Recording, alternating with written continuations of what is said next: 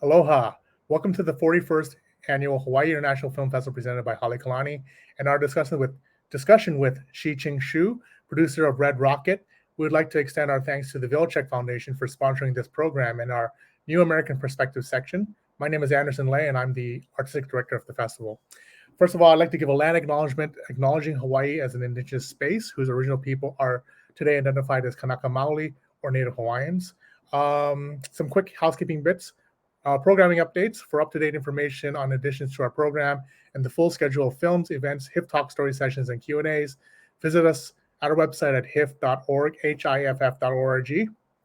Audience awards. To participate in our Hawaii News Now Audience Award voting, please cast your vote via ballot in theaters or online at watch.hiff.org or on our apps by voting with the 5 stars on our film's page. Vote for your favorite narrative, documentary, and short film. Mahalo to Hawaii News Now for all their support. And before we bring in our special guests, I'd like to introduce Liz Boylan from the Vilcek Foundation to say a few words. Thanks, Anderson. We are so thrilled to present New American Perspectives this year as part of HIFF41. The New American Perspectives program shines a spotlight on foreign-born filmmakers, celebrating the extraordinary contributions of immigrant artists to contemporary cinema and media in the United States. The program centers the voices of immigrant artists like Shih-Ching Tsou through film screenings, panels, and filmmaker Q&As like this one. Since 2007, the foundation has partnered with HIFF to present a program that highlights and shares the work of immigrant filmmakers and creators with the festival's audiences. It's really special for us to be able to share this program in Hawaii, a place that has been so profoundly shaped by human migration and immigration. Our foundation was established in 2000 by Jan and Marta Vilcek, both immigrants from former Czechoslovakia, to help honor and celebrate the many contributions that immigrants make to the arts, culture, and society. We're delighted to work with Shih-Ching as part of our program this year. And the foundation previously worked with Shih-Ching in 2009 when she was a Vilcek Creative Promise Prize honoree in filmmaking. So we turn it over to you, Anderson, for the discussion with Shih-Ching and her film Red Rocket. And I'd like to introduce our guest of honor for this talk, Shih-Ching Shu, producer of Red Rocket. Hi, Shih-Ching. How are you? Hey, how are you, Anderson? Long time no see. Long time no see. I know exactly. Yeah. So I think we're going to touch upon for the discussion. Obviously, we're going to talk about the production of Red Rocket, but then I want to talk about you, and then your work in film. Regarding Red Rocket, so this is a world premiered at the Cannes Film Festival, Yes. and it's a very interesting film. It's a very Sean Baker film, and then can you just talk about, and then Sean likes to kind of, as a writer-director, likes to kind of explore kind of, just American society, but always people on the fringe in a way, So you could just talk about kind of what was the inspiration with Red Rocket and how it came together. Yeah. Well, originally we were going to make another film up in Vancouver because the pandemic. So we kind of just changed gear to work on a smaller film. So Sean traveled down to Texas, and this idea is actually in the back burner for a while because it's really relevant to Starlet. If you remember Starlet, Yeah. the characters in Starlet. So it's kind of you dive in even deeper. You are with the character and you go back to his home and see how he become who he is. So it's very, very interesting. Like if you watch 2 films back to back, you kind of see the development and the depth of this character. So that's what Sean usually he loved to make films that he didn't see in the especially U.S. film world right now. So he loves to show the aspect of the society that people normally want to see and want to know. Yeah, it's interesting. Starlight, I remember that that was over 10 years ago, right? Yes, 2010, I believe. Yeah, and that was also set in LA with also in the porn industry as well, and that's actually great. I think if people want to program their own double feature at home, they should check out Starlight and also go see Red Rocket when it releases in theaters. So I think that's great. double feature for them. So, so okay, so you said originally you were going to, because of the pandemic, shoot something in Vancouver, but then you decided to kind of go with Red Rocket and then shoot in Texas City, Texas, right? Yes. Okay. Yeah, it's all on location. On location. Yes. So, okay, so you shot during the pandemic. What was the kind of I mean, what were the kind of limitations? What was the when did you shoot it? I mean, you also, so just talk about kind of like the logistics behind getting it all together, especially during the height of the pandemic. Yeah, it was really it was a tough decision because the movie we were going to shoot is in a bigger scale and involve a lot of local community, local people. So we didn't want to put people in risk because at the time that was the height of the pandemic. So we were just thinking about, oh, maybe we should try to make it smaller. With we still work with a lot of local people in Texas, but obviously every COVID testing is going to like make a ding in our budget, so we had to be really thinking about how many people we want to put in the background. And the same way how we usually make Sean Baker's movie. This one went back a little bit like the Tangerine approach. So we went into the community, and we're really concerned too, because at the time I think Texas was very I don't know, people just didn't like to wear a mask. So it was really scary, like to everybody, not we also was scared of people there. And then we all drove to the location instead of flying. So I drove from New York with our actor, Bree. So we had a road trip before we even start the movie. But I think that was a really good, like a bonding among the crew members and cast member. Some people drove together, and it was we had a lot of challenges because on top of the film itself, we have the COVID. We have to be really mindful and really careful of all the people's safety. Absolutely. I mean, that's your responsibility as the producer, right? So Yes. I mean, so was, I'm sure, I mean, was it a very quick shoot in Texas City? Yeah, it was around like 28 days, including some pre-shoot, and we pick out something here and there. So it's around it's within a month. Okay. So are you, I mean, because you collaborate with Sean, I mean, you pretty much are a producer on pretty much all his films, Yes.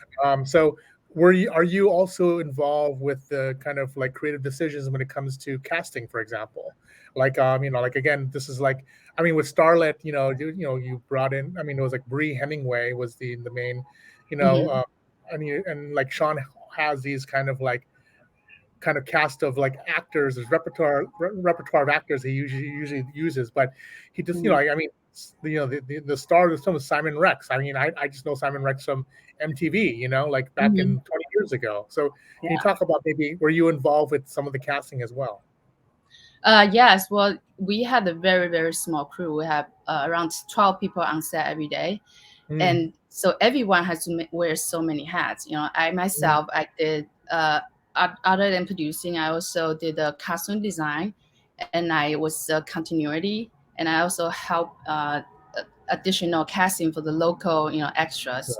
So it was and you were acting as well. I was also acting it. Yeah. So it's definitely, went back to the root of Sean Baker's film, just small crew, and it's a great cooperated, operation with all the different people on set. Right, because you've done costume design on previous films as well, right? You wear many hats. I did. Yeah, I did it on Starlet, also Tangerine, and yeah, exactly. Yeah. So I mean, like for a film like this, it's so like, or even like Starlet or Tangerine. I mean, you said costume design. What does that exactly mean? Do you go to a lot of thrift shops? Do you go to a lot of, like, how do you kind of come up with the kind of costumes per se for per character, and how do you kind of make that unique to them, to each character? Like, it's like, well, Yeah, we also have a production designer, Stefanik, and she did a lot of, she kind of put all the look together. So we would discuss like, what do you think about this character? What would she wear? So a lot of time, like especially when we work with the local first timer, we usually we want to see if we anything we can use, your own wardrobe. We want to, we want to create this character with you. So for example, with Brittany, um, I basically asked her to bring like all her clothes with her. So she traveled with like 2 suitcases of all her wardrobe. So, we work together, we pick out like on at this scene, what color we want you to wear and what kind of style. So definitely we use a lot of actors' own wardrobe, and also work with like the visual, like what kind of character we want to create. So we put everything together. So it's a very collaborative process.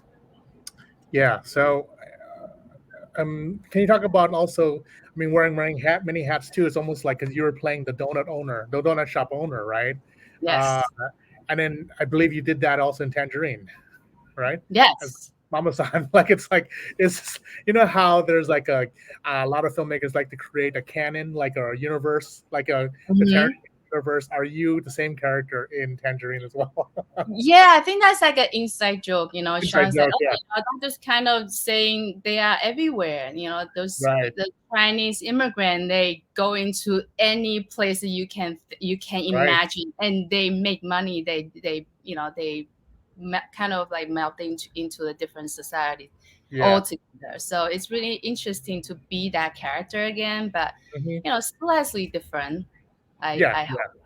yeah. Yeah. No, exactly, exactly. I thought you were like very funny and deadpan, like you're just doing the job, but like at the same time, like I don't care, then whatever these people, like they do what they want, but just as long as they do their jobs and take out the garbage, so it's really, I thought that was really really great uh, character work you did, but like it's like okay, so like as you're wearing many hats, you're a producer. I mean, I don't know Sean Baker's work style. It seems to be very improvisational, like maybe Mhm. inspired by things. It seems very fluid. How do you keep the artist from creating and keep him to have that spark while trying to make your day? Well, we try to get everything he asking for, right? So, but sometimes things just don't go our way. So we always embrace that, happy accident here and there, and sometimes just make the movie so much real and so much better. Like Mm, you didn't even know at the time, but later on you just think about it again, like wow, that's a much better than we originally planned to do. So there are a lot of happy accidents, and then we just have to embrace it, and then you know so it's almost like a hybrid of documentary and fiction. It's yeah, always it's always like that in Sean's film. yeah, and then also to keep it very small, the crew very small, you can be very fluid in that sense, right? So Yeah, so you can yeah, make change anytime. Like mm, today, maybe I don't want to shoot the scene. I want to pivot. We want to shoot other things. So we right. can easily make that kind of change and then be very flexible. Right, Yeah. right. So, I mean, I met you, I don't know, like 17 years ago. I don't know. Like, actually, you came to HIF, back in Yes. 2003 or four, 2004. Yes. 2004, right? With takeout. For Takeout, Yes. right? So, and then so Takeout was your first film with Sean, right? Yes. And again, shot in New York, and then you are also co-writer, I believe, right? I You was a were co-producer, co-writer, co-director. Like basically just two of us made a yeah. takeout together. Yeah, Yeah. yeah, yeah.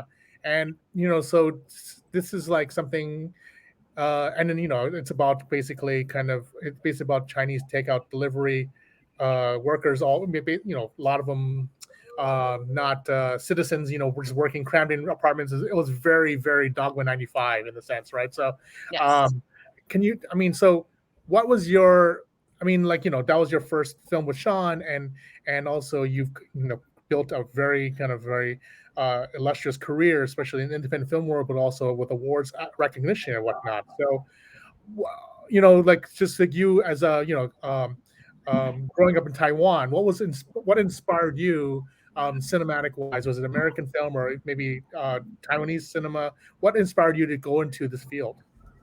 Well, I have to say, when I was very, very young, my mom actually took me to see Hou Xiaoxian's film.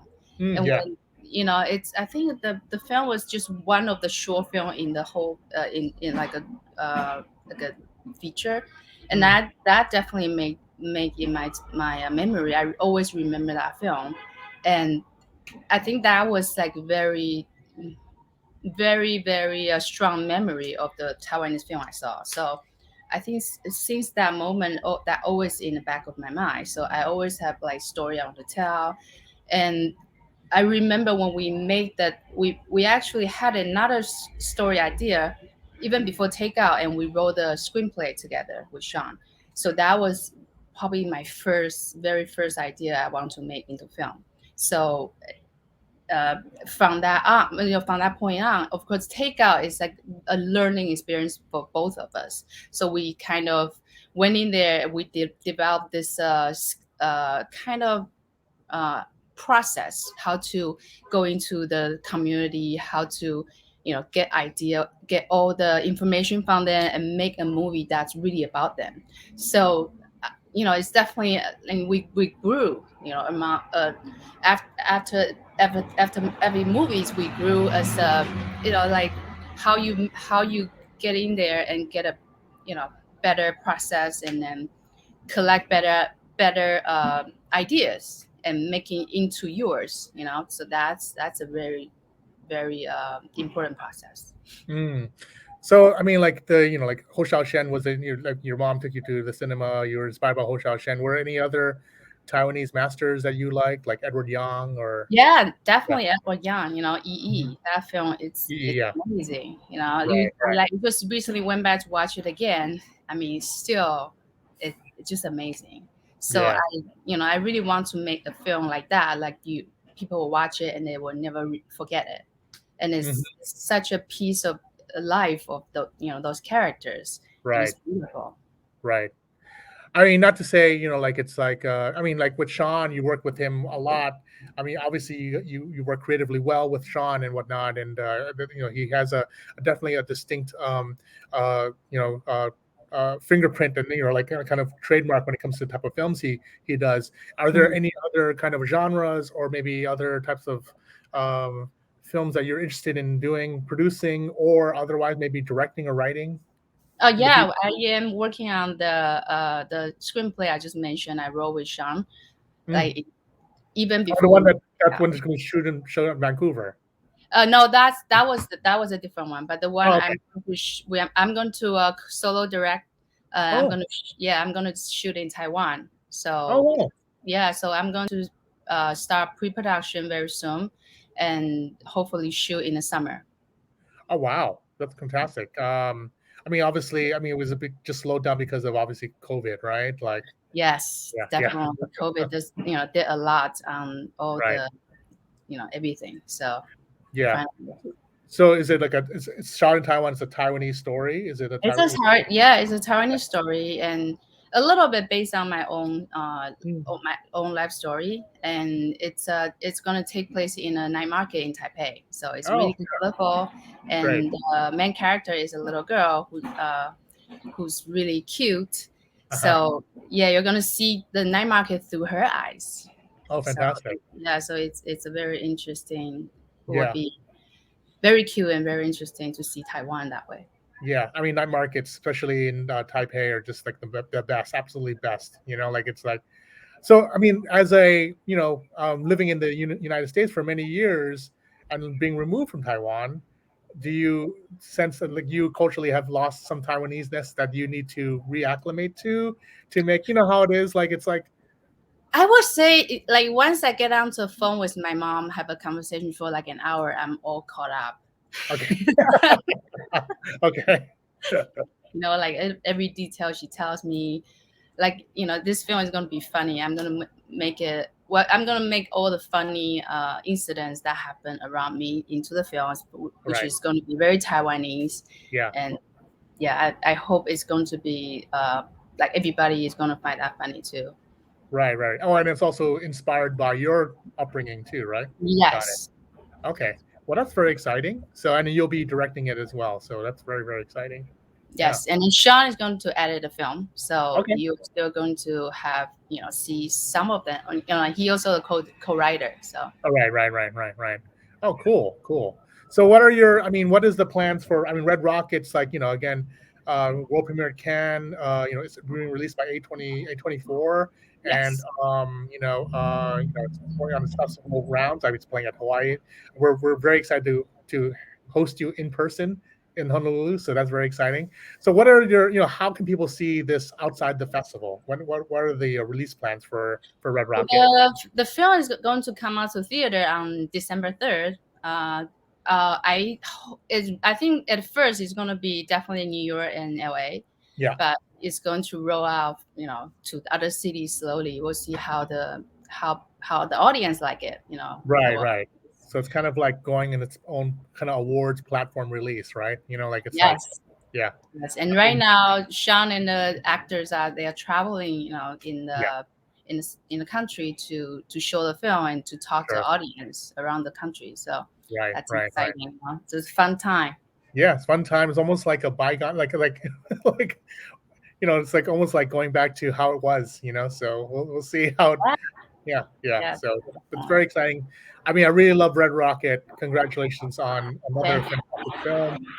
And again, we look forward to hosting you in person here at the Hawaii National Film Festival, but also and also being a participant of the NAP. It's also we have like a big with all the NAP participants on a free panel that we're going to host in Honolulu. But also wish you great success, and we're looking forward for your next film to be shot in Taiwan. Yeah. Thank you. So without further ado, thank you, Shih-Ching, for for being a part of this discussion. This marks the end of the Q&A. Thank you for watching, and a special mahalo to all of our HIFF sponsors, board of directors, and our HIFF Ohana members. If you are able, please consider donating to HIFF. Every dollar counts towards keeping HIFF presenting great content like this in the future. Learn more and donate at hiff.org/donate. Okay, thank you again, Shih-Ching. See you very soon, and then see you soon. See you soon.